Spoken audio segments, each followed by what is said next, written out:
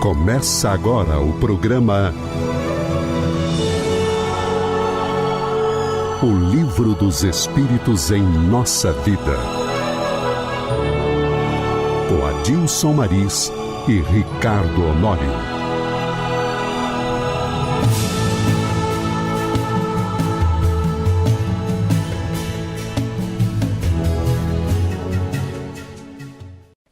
Olá, você que nos ouve. Quero iniciar o nosso programa desejando a todos muita paz, na certeza de que o bom Deus estará sempre conosco. Eu sou Adilson Maris, presidente da Comunhão Espírita de Brasília. E aqui comigo está Ricardo Honório, coordenador do Grupo Espírita Peixotinho, também de Brasília.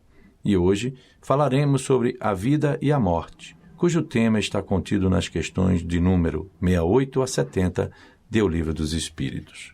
Meu caro Honório, mais uma vez recebemos você aqui com muita alegria para darmos continuidade aos nossos estudos, essa conversa fraternal sobre o Livro dos Espíritos. E é com muita alegria também, Maris, que aqui estou, para que juntos possamos dar continuidade a esse trabalho, que imagino leva muitas reflexões, muitas oportunidades de pensar a todos esses que nos ouvem. E, sem dúvida nenhuma, é motivo e oportunidade de aprendizado nosso também. Com certeza. Bom, dando continuidade, a gente está no livro 1, capítulo 4, Princípio Vital. Vamos falar sobre a vida e a morte. Questão 68, ela nos diz o seguinte: qual a causa da morte entre os seres orgânicos? E a resposta, o esgotamento dos órgãos. Uma pergunta, no primeiro momento a gente vê, bem simples. Pergunta, o que leva à morte de um ser orgânico? Já que nós temos seres orgânicos e inorgânicos. O ser orgânico, ele tem vida. E o que gera essa vida? Os espíritos nos trazem que é exatamente o esgotamento desses órgãos que fazem com que ele tenha vida. Na verdade, o esgotamento dos órgãos faz com que a vida cesse. Cesse. Perfeito. E esse esgotamento, já que a gente está dentro de um capítulo que se chama Princípio Vital, da energia que gera em torno da vida, nós vamos adentrar mais um pouquinho. Tem uma subpergunta que está assim: poder-se-ia comparar a morte à cessação do movimento de determinada máquina desorganizada? Olha só, ele começa até a criar um mecanismo para facilitar o entendimento, A morte com a máquina desorganizada. E o Espírito Superior nos diz o seguinte: se a máquina está mal montada, a atividade cessa. Se o corpo adoece, a vida se extingue. Essa questão, Maris, ela vem, como todas do Livro dos Espíritos, apesar de não ser ainda bem compreendido pela maioria de nós, trazer consolo para nós. Não devemos esquecer que o Espiritismo é o consolador prometido pelo Cristo. E sendo o Livro dos Espíritos a obra básica de sustentação filosófica da doutrina espírita, ela tem em seu bojo esse consolo para as mais diversas situações que nos envolvem. E enquanto você estava lendo e comentando essa questão, a 68 e a 68b, me veio aqui a lembrança um sofrimento que nós não estamos ainda aptos para ele, não estamos prontos e nunca estaremos, provavelmente, que é o que se refere à perda de entes queridos, pela morte, pelo desencarne. Então, quando a gente vê aí na questão 68 e a seguinte, quando ele compara com uma máquina, isso nos traz um grande consolo, deve nos trazer um grande consolo, quando pensarmos que quando um ente querido nosso parte pelo desencarne, não é ele que está se extinguindo, mas o corpo, apenas a máquina que ele comandava enquanto estava encarnado. Porque às vezes, lá no grupo Peixotinho mesmo, aqui e acolá, aparece um companheiro que diz assim: vem cá, mas para que é que a gente está estudando isso? Porque se a gente perdeu o fio da meada, como se diz, o estudo do Livro dos Espíritos, ele pode parecer assim, meio sem objetividade, sem objetivo. Onde é que eu vou chegar com isso? Então a gente não pode nunca deixar de atrelar perguntas e respostas do Livro dos Espíritos à nossa realidade. Então, essa questão, esse conjunto de questões de 68 a 70, deve nos servir de reflexão, por exemplo, com relação à nossa morte. Eu não estou defendendo que nós paremos de sofrer ou que não soframos quando um ente querido nosso desencarne. O sofrimento ele está contido nesse processo, porque nesse processo de sofrimento pela perda de entes queridos, nós também aprendemos, nós também evoluímos. Aprendemos o desapego, aprendemos a elevar, a confirmar a nossa fé e uma série de outras coisas que estão nesse bojo.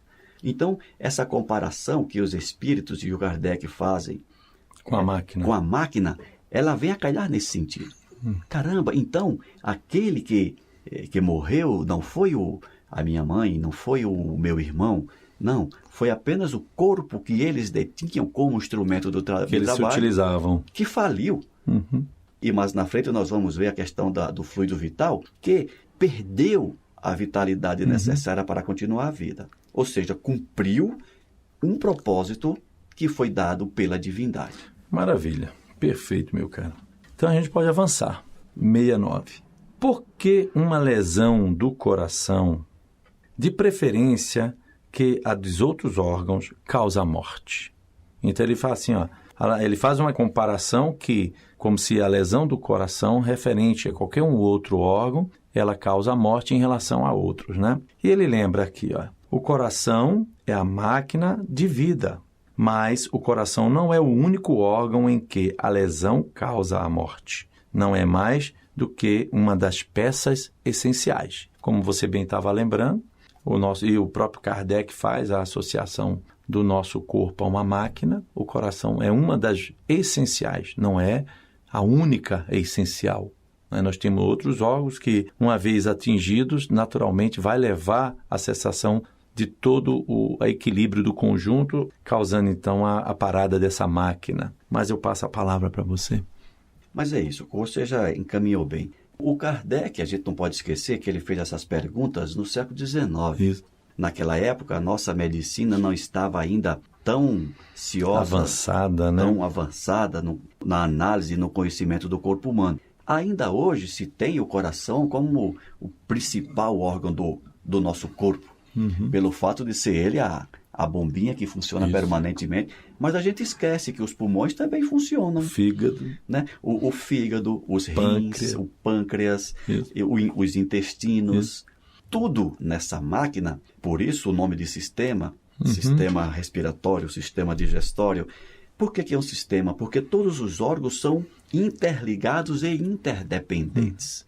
Então, não existe nesta máquina chamada corpo humano algo que seja um órgão que seja prioritário com relação ao outro. Todos têm a sua importância. E como os espíritos responderam bem para Kardec, não é que o coração seja o mais importante, existem outros também que, se forem atingidos, farão cessar a vida do mesmo jeito. Com certeza, com certeza. Então a gente chega na questão 70, essa que vai denotar muito mais tempo nosso, em que resultam a matéria e o princípio vital dos seres orgânicos quando estes morrem. Ou seja, a partir do momento da cessação da vida, o que é que se dá, então, com a matéria do corpo e o que é que se dá com o princípio vital que anima o corpo? Vamos nos lembrar que essa é uma pergunta interessante, porque se fala muito em ressurreição, né?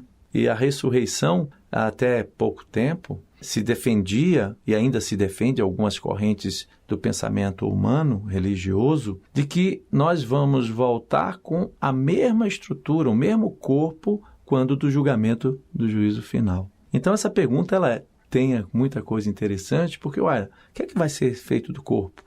O que é que vai ser feito do princípio?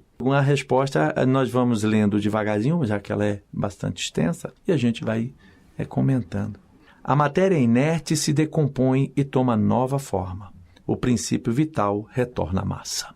Aí a gente já percebe, né, que o nosso organismo, a nossa máquina, o corpo do qual nós espíritos habitamos e a utilizamos, essa, uma vez sem a presença do espírito, sem a nossa presença, ela irá se decompor. Voltamos à Terra. E aí ela deixa de existir. O Espiritismo já tem nos ensinado isso desde muito, e aprendemos que nós somos nós somos seres extremamente complexos desde a sua constituição. O que anima definitivamente os seres é o espírito.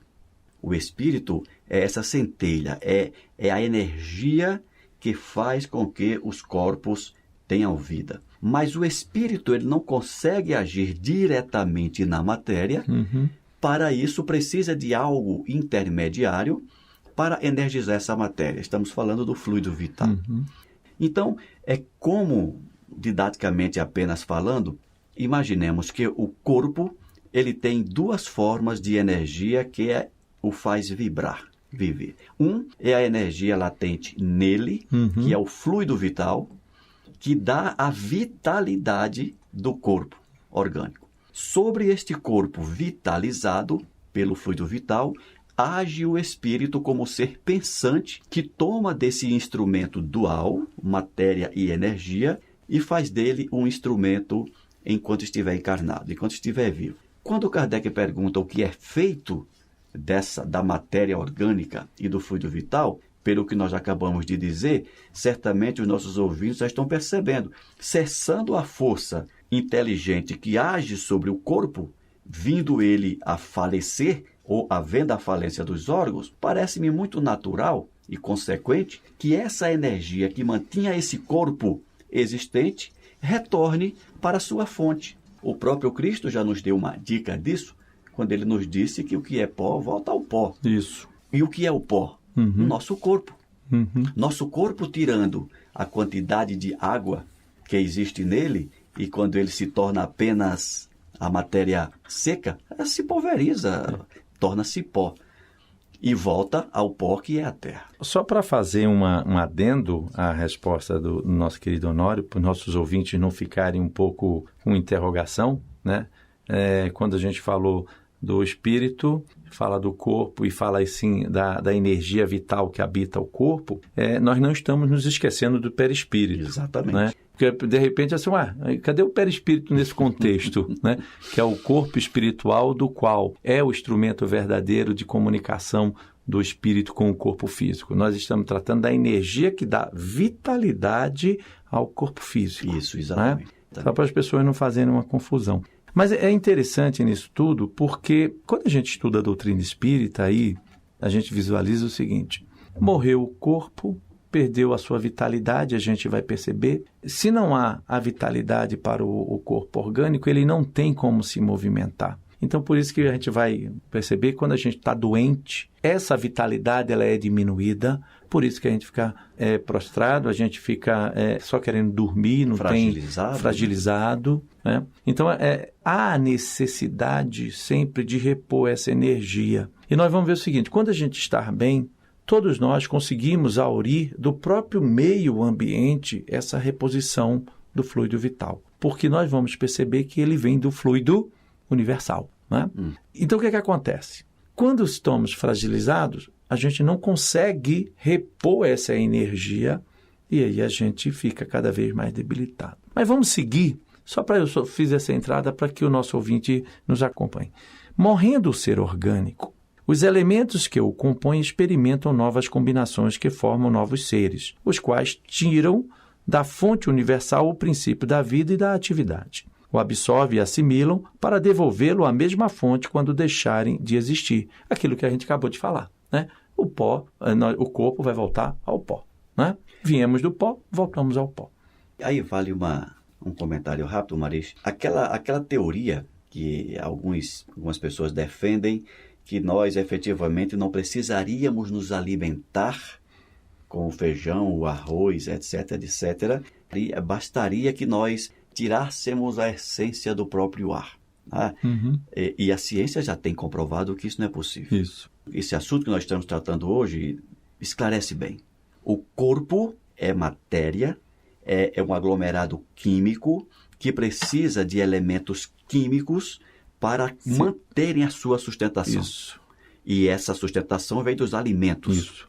Por outro lado, tem o fluido que nos dá a vitalidade. Esse sim vem da natureza. Vem da natureza. Esse sim nós aurimos da natureza pela respiração, pelo contato com as árvores, pelo contato com o uns sol, com os outros. O sol, que é uma fonte inesgotável de energia. Então, é bom que se perceba isso para que a gente não confunda. Ou seja, se eu parar de me alimentar, de comer o pão, o feijão, o arroz, etc., etc., a energia vital não vai ser suficiente para a manutenção do corpo, que é físico, que é orgânico. Isso, perfeito. O mundo material do qual nós habitamos necessita desse processo de alimentação material. Inclusive, uma rápida, aqueles que estão pensando, e a carne? O Chico Xavier já comentou isso. O próprio Cristo também já disse que não é o que entra pela boca do homem que o suja, mas o que sai. Exato. Continuando então a leitura da resposta, os órgãos estão, por assim dizer, impregnados de fluido vital. Esse fluido dá a todas as partes do organismo uma atividade que as une em certas lesões e restabelece as funções momentaneamente suspensas. Mas, quando os elementos essenciais ao funcionamento dos órgãos estão destruídos ou muito profundamente alterados, o fluido vital é impotente para lhes transmitir o movimento da vida e o ser morre. Por isso que muitas vezes alguém tem uma lesão, né, no determinado órgão, não há como o fluido ali se estabelecer, ou o próprio organismo compensar por meio de outro órgão essa energia. Se ele foi, vamos dizer assim, mortalmente ferido, ele vai deixar, ele não vai ter mais condição de absorver esse fluido, então ele deixa de funcionar a máquina, levando a máquina à falência. É como um recipiente quebrado. Se você pegar um copo quebrado, furado, por mais abundante seja a água que sai da torneira, você não vai conseguir juntar água nesse copo. Ali. Exato. Ele está quebrado. Então, quando o órgão ele é fisicamente, fortemente deteriorado, ele perde a capacidade de absorção energética. E a falência é inevitável. Continuando, temos uma imagem mais exata da vida e da morte num aparelho elétrico. Ele já vem fazendo uma comparação, né? Esse aparelho recolhe a eletricidade, como todos os corpos da natureza, em estado latente. Os fenômenos elétricos só se manifestam quando o fluido é posto em movimento, por uma causa especial. Nesse caso, poder-se-ia dizer que o aparelho está vivo. Cessando a causa da atividade, o fenômeno cessa. O aparelho volta ao estado de inércia. Os corpos orgânicos seriam assim como espécies de pilhas ou aparelhos elétricos, nos quais a atividade do fluido determina o fenômeno da vida. A cessação dessa atividade produz a morte. A corrente elétrica, a gente pega assim, vai ligar um rádio, se não tiver pilha, se não tiver corrente elétrica, ele não vai funcionar. Ele não vai funcionar. E mesmo ele tendo pilha e ligado na corrente elétrica, se você não acionar o botãozinho, ele não vai funcionar. Então ele está energizado, mas não funciona. Não funciona. E aí alguém pode estar perguntando, mas qual é a comparação do rádio com pilha ou ligado na tomada que não está falando com a gente? Durante o sono, por exemplo. Durante o sono nós estamos energizados, estamos com as nossas pilhas ligadas, mas estamos inertes. Né? Porque faltou durante o sono uma outra força que é aquela que faz com que o organismo viva. Se manifeste, melhor dizendo. Viva não, se manifeste, porque vivo ele já está. Então, é essa comparação que ele faz aí da corrente elétrica com um instrumento... Que é ligar o botão e a gente despertar, né? Exato. Na hora que alguém nos desperta, é como ligar o botão do rádio, né? E ele vai falar à vontade. Okay. A quantidade de fluido vital não é fator absoluto para todos os seres orgânicos. Varia segundo as espécies e não é fator constante, seja num mesmo indivíduo, seja nos indivíduos da mesma espécie. Existem alguns que são, por assim dizer, saturados, enquanto que outros dispõem apenas de uma quantidade suficiente. Daí, para alguns, a vida é mais ativa, mais vibrante e, de certo modo, superabundante. Exatamente. Nós podemos ver isso comparando nós dois, por exemplo, o colega que está nos ouvindo. Cada um tem um padrão de comportamento diferenciado. Uns são mais... elétricos, né? É aquele que dorme 4 horas por dia, que acorda bem, que vai dormir... enfim, assume uma infinidade de responsabilidades e dá conta de todas. E tem aqueles não, que dizem, não, Vamos mais devagar. Vamos mais devagar, não sou tão assim. Né? É essa quantidade de fluido, é isso que ele está dizendo. O outro exemplo que a gente pode dar, consideremos-nos há 20, 30 anos atrás. Eu já não tinha nem nascido. Eu já tinha alguns meses de vida. Né? Quando ali na faixa dos 20, 30 anos de idade, era uma disposição, era uma energia, né? Não nos cansávamos tão facilmente. Hoje, na nossa idade, eu, por volta dos 50, você por volta dos 25, Marisa, já nos cansamos mais facilmente. É verdade. Né? Então, hoje a gente já não consegue cumprir 2 expedientes, manhã e à tarde, e à noite, ainda ter uma outra atividade. As coisas já vão ficando mais difíceis. O que é isso? É esse potencial de energia, de fluido, que vai diminuindo. E essa diminuição... É o desgaste natural do próprio órgão de segurar o fluido vital. Acompanha o desgaste dos órgãos. Isso. Né? Como a gente falou agora há pouco do copo, na juventude o copo está perfeito, você coloca água, não cai nada. E com o passar do tempo ele vai ficando meio que rachadinho e começa a perder mais do seu conteúdo. Chega a um ponto que ele não consegue mais reter tanto quanto antes. E interessante, né, que quando a gente percebe isso aqui, por exemplo, às vezes vamos associar o passe, trazer para o passe, né?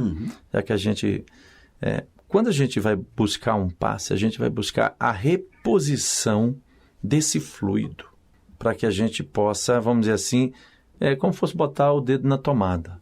Né? Dá uma energizada.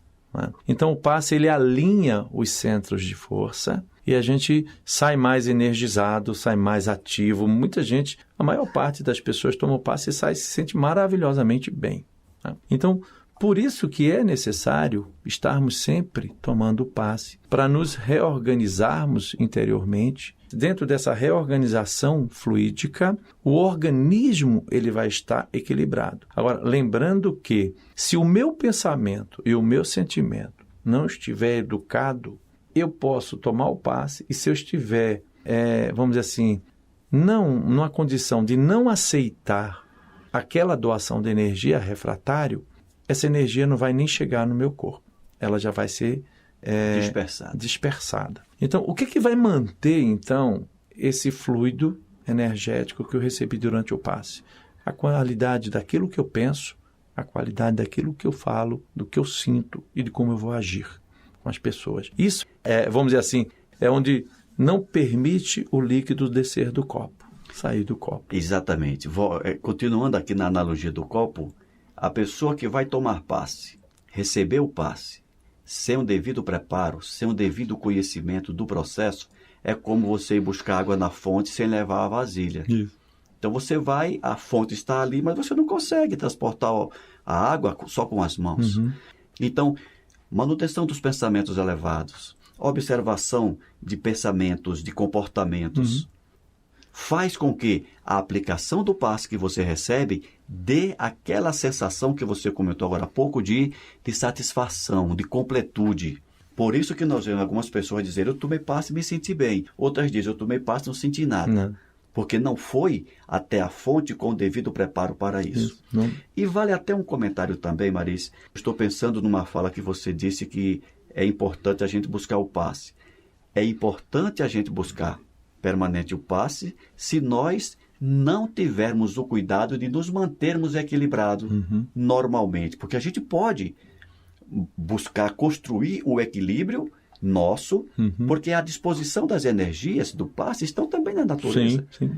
Então, eu ouvi uma vez de um colega lá em Recife, quando ele disse, eu não estou precisando tomar passe.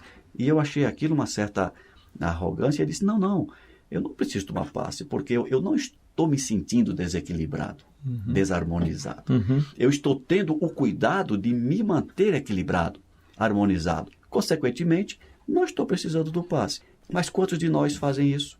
Pouquíssimos. A grande maioria vive desorganizadamente, desequilibradamente, geram os próprios desequilíbrios e são esses que abarrotam as casas espíritas em busca do passe, o que é muito lícito. Aí vale um comentário a mais que lá na frente, quando a gente entrar no processo de obsessão que o passe, além que a gente está, vamos dizer assim, se prendendo ao passe na questão da reposição energética, né? Só isso. Mas o passe a gente sabe muito mais, que o passe tem algo mais que exatamente o tratamento espiritual. Outras também, finalidades. outras finalidades. Mas realmente, ao se prender única e exclusivamente à reposição energética, eu até concordo. Mas quando a gente pensa que nós, ao assumirmos a bandeira do Cristo, nós nos tornamos soldados dele e passamos então a interferir na vida espiritual daqueles irmãos também que não assimilaram esse conhecimento e não estão dispostos a mudar, a gente passou a ganhar um inimigozinho lá e que vai tentar nos alcançar. Então é preciso que, pela manutenção do passe, a gente, vamos dizer assim,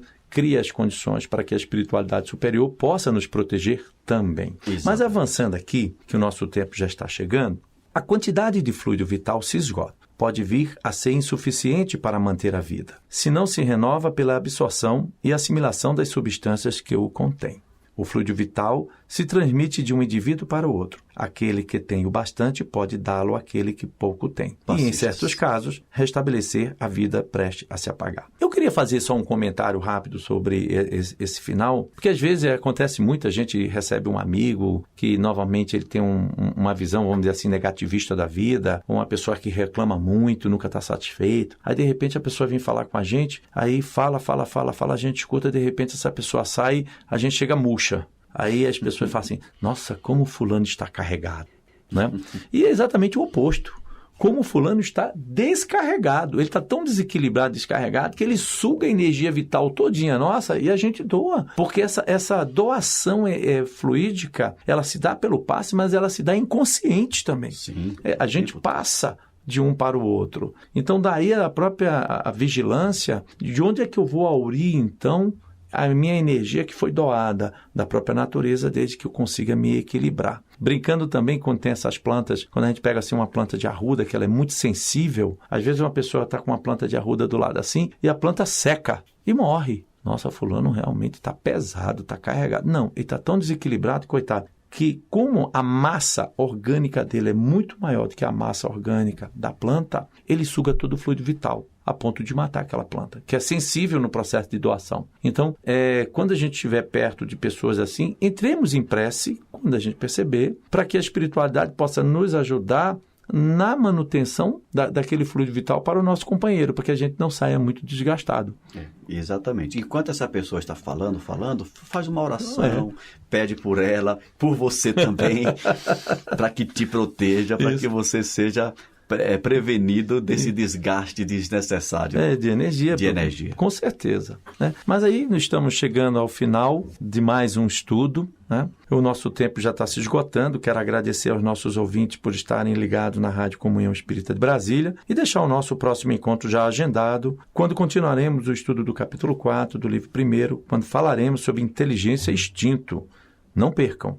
Meu caro Honório, muito obrigado pela sua presença. Obrigado pelo convite, Maris. Quero desejar a todos muita paz, muito estudo e muita harmonia para todos nós. Lembrando que as dúvidas poderão ser encaminhadas para o e-mail radio@comunhãoespírita.com, que na medida do possível nós responderemos nos programas seguintes. Felicidade a todos e muita paz. Você acabou de ouvir o programa O Livro dos Espíritos em Nossa Vida,